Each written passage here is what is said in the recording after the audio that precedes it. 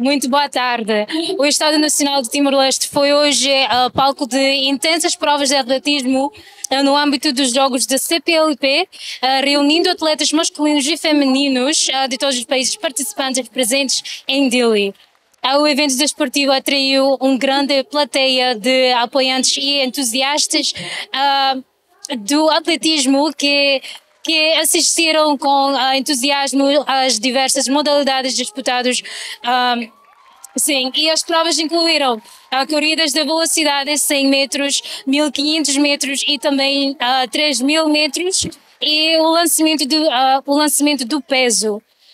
Cada corrida foi marcada por grande determinação e espírito competitivo com atletas demonstrando não só talento individual, mas também o espírito de união que define os jogos da CPLP. E por isso, os vencedores, o lançamento do peso foi Portugal, corridas de velocidade 100 metros masculino e feminino foi ganhado pelo Portugal, a corrida de velocidade 1500 metros masculino foi ganhado pelo Portugal e a corrida de velocidade 3000 metros feminina foi ganhado pelo Portugal. Aprendi a maneira das outras culturas estarem e foi muito bom conviver com todos e gostei muito da competição e sinto-me muito bem. Eu sinto muita alegria, é um passo, representar este país, o meu país, é um passo muito importante para mim e espero que seja a primeira de muitas vezes e foi um bom começo na minha carreira no atletismo e senti-me muito bem.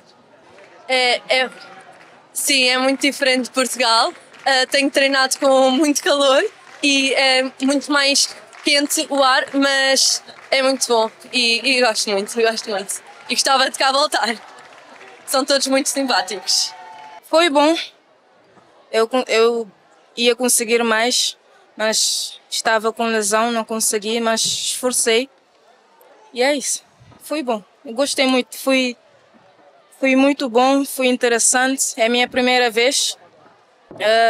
Gostei muito de dar Cabo Verde um orgulho e é isso. Muito obrigada.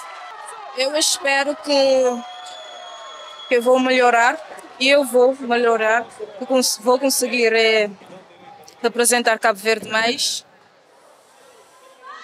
e que vou conseguir rebater a minha marca. E os jogos da CPLP continuam nos próximos dias com mais modalidades e emoções.